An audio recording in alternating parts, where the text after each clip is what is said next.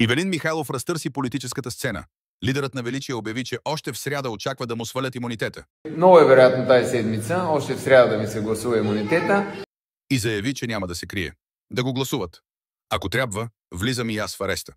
Да си го гласуват и да влизам и аз в ареста. Няма проблем. Не може моите хора да стоят вътре, аз да съм вън. Моите хора са вътре. Няма да стоя отвън, каза Михайлов във видео, което вече взриви социалните мрежи. Но голямата новина е друга. Михайлов обеща да започне да публикува записи и свидетелства. Седмица по седмица.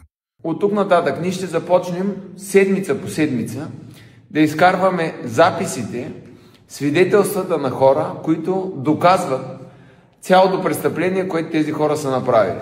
По думите му те показват кой стои зад атаките срещу него и партията му. Той твърди, че има синхрон между уж враждуващи партии и че срещу Величие се действа по уговорка. Какви записи държи Ивелин Михайлов? И кого ще ударят първо? Последвайте за още.